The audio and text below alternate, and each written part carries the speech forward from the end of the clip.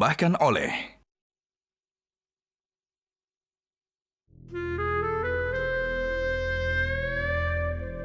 Assalamualaikum. Waalaikumsalam warahmatullahi wabarakatuh. Ini kita bawain makanan nih. Iya nih, Pan. Apa itu? Buat menghibur Opan. Wah, Masya Allah, terima kasih banyak. Yang lagi, ada masalah. Iya nih. Makan dulu, Pan. Nggak masalah banget juga sih. Iya. Ya, dibawa chill aja, Pan. Ya, namanya juga hidup. Dicicipin dulu, Pan. Itu homemade, Pan. Oh, homemade. Assalamualaikum warahmatullahi Waalaikumsalam warahmatullahi wabarakatuh. Waalaikumsalam. banget ini makanan. Buat apa? Buat ini kok menghibur Opan kok. Kayaknya dia lagi Kenapa? ada masalah di pekerjaannya. Di side Pasti job-nya. ada masalah, namanya hidup. Masalah apa? Jadi gini kon, teman Yopan ini cerita ke Yopan bahwasanya dia bekerja lagi ngajarin bawahannya. Terus dia ditegur, Yopan ditegur, teman Yopan itu ditegur sama atasannya. Lalu teman Yopan itu selalu direndahkan sama bosnya. Oke.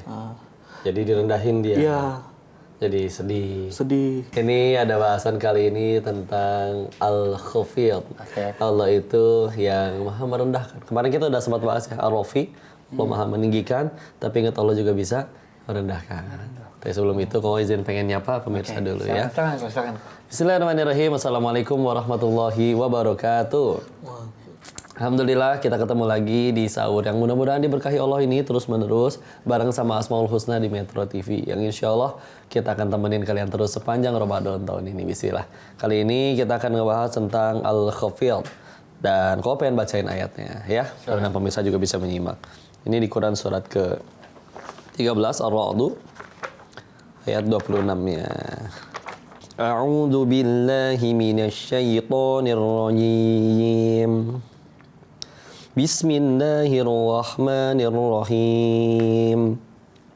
Allahu yabsutu rizqa liman yasha'u wa yaqdir wa farihu bil hayatid dunya wa mal hayatud dunya fil akhirati illa mata'. Ya. Artinya Allah melapangkan rezeki bagi siapa yang Dia kehendaki dan menyempitkannya bagi siapa yang Dia kehendaki. Mereka bergembira dengan kehidupan dunia, padahal kehidupan dunia dibandingkan akhirat hanyalah kesenangan yang sedikit. Lihat, Allah bisa ngelapangin rezeki buat siapa saja, tapi juga menyempitkan. Kenapa Allah harus merendahkan orang? Ada cara untuk supaya menolong manusia itu supaya tidak makin hancur. Apa yang bikin manusia hancur? Salah satunya bisa jadi karena dia selalu ditolong Allah, tapi terus dia ngerasa itu kemampuan dirinya. Jadi akhirnya agul, belagu, tengil, sombong. Sesekali dia akan dibikin gagal, diturunkan agar dia belajar gimana rasanya rendah hati, gimana rasanya gagal. Bahkan kita tahu kalau dia berhasil terus nanti ada sifat namanya ujub. Ujub ini bangga diri. Dan di kitab Ahli Kamya karya Syekh Muhammad Al-Sakandari beliau pernah menyebutkan ya, kalau tidak karena besarnya dosa ujub, Allah tidak akan mengabulkan doa permintaan semua hambanya.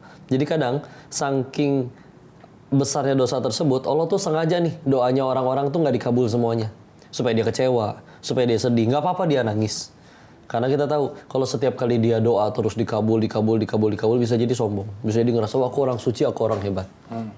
Ya, jadi ya kita bisa usulnya seperti itu. Tapi toh, kalaupun ternyata kita udah hidup benar, jalan lurus, tetap berprestasi dan lillahi ta'ala, orang mau ngerendahin kayak gimana juga, ya tetap aja di hadapan Allah tetap tinggi. Aslinya kan kita yang paling penting itu bukan mulia di hadapan makhluk, tapi di hadapan pencipta makhluk. Begitu. Mungkin bos teman Opan lagi sensi. Iya, bos Yopan kan berarti koko. Teman ini side job. Teman Yopan, gitu. Ya, silakan sambil ngobrol kita. Ya, orang-orang ini kok. Apa orang yang kena istidraj itu termasuk direndahkan sama Allah nggak? Istidraj itu ada yang tetap punya jabatan. Iya, tapi kan Istiqros itu apa ya? istidraj itu dia terus-menerus bermaksiat. Oke, terima ya. kasih. Belum beres. Dia terus-menerus bermaksiat, ya. Tapi semua yang dia pengen tetap dikabul gitu. Ya kayak koruptor lah sederhana ya. Dia terus-menerus maksiat nih nyolong tapi tetap punya jabatan, duitnya tetap banyak. Ini bisa jadi itu istidraj ya. Naudzubillah. dan koruptor yang ngerasa koruptor aja itu mah di luar sana. Kalau nggak ngerasa diri koruptor ya sudah nggak usah tersinggung ya nggak bismillah. Jadi apa tadi pertanyaannya? Kalau misalnya istidraj itu apakah Istidraj itu termasuk? termasuk direndahkan juga nggak sama Allah? Tapi kan memang dia hidup berkecukupan malah berlebihan gitu kan? Iya. Nikmatnya apa itu termasuk itu juga direndahkan Allah? Ya itu dia ya, bahwa yang meninggikan Allah, yang merendahkan juga Allah. Ya kan? Ketika dia direndahkan oleh Allah, kan juga kebanyakan itu ada penyebabnya. Dan ternyata benar aja ada penyebabnya.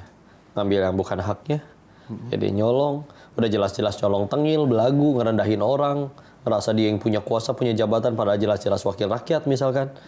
Dia harusnya kerja untuk rakyat, tapi malah tengil kepada ya rakyatnya, naudzubillah. Maka ini kan jadi yang salah. Maka mudah bagi Allah untuk bikin dia direndahkan. Iya, dia tetap punya jabatan, tapi orang kemana-mana tetap nggak suka, tetap mencaci maki, ya. Terus buat apa? Atau punya jabatan katanya dewan yang mulia, tapi tetap tidak dimuliakan. Makanya ya udah, itu mah dari makhluk doang. Kalau Allah sudah merendahkan, ya itu dia, bisa orang dibikin nggak suka. Ribuan orang, jutaan orang bisa dibikin hatinya nggak suka sama dia. Padahal dia tetap punya jabatan. Jadi kemana-mana tetap sempit, ya. Karena ya sudah direndahkan oleh Allah ya. Masalah istidraj atau enggak itu urusan dia sama Allah lah. Tugas kita mah yang penting gimana caranya setiap kejadian bikin kita tambah dekat sama Allah. Gimana? Ada lagi nggak? Kalau Allah kan yang maha merendahkan. Ya Al-Khafid. Nah, Allah tuh merendahkan manusia itu seperti apa ya kok contohnya? Ya tadi ada yang dia padahal punya jabatan tapi tidak dihormatin orang, dicaci maki setiap hari, dihina. Dan itu kan sebetulnya juga kan logis kan, ketika akhirnya dia udah hidup bener kan nggak mungkin dibenci orang. Manfaatnya terasa, kebaikannya terasa. Orang tiba-tiba benci, ya akan ada tetap aja sih yang julid. Tapi kan kerasa gitu, lebih banyak yang tertolong. Ketika akhirnya dia ada orang yang hidupnya nggak bener gitu ya. Meskipun dia punya gelar bangsawan, dia punya apapun itu. Tapi kalau misalnya dia setiap hari zolim, nyakitin orang, ya orang lama-lama nggak suka, direndahkan oleh Allah. Ya. Dan gara-gara kelakuannya itu, Allah menurunkan tadi Al-Khafid, sifatnya yang merendahkan. Jadi nggak disukai sama orang gitu ya kok ya? Bisa nggak disukain, hartanya mau dicabut, terserah Allah sih.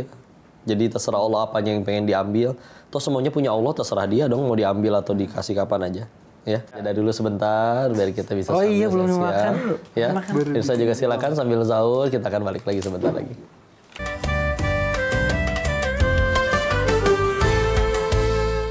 Dipersembahkan oleh Jelajahi cara baru mendapatkan informasi. Download Metro TV Extend sekarang.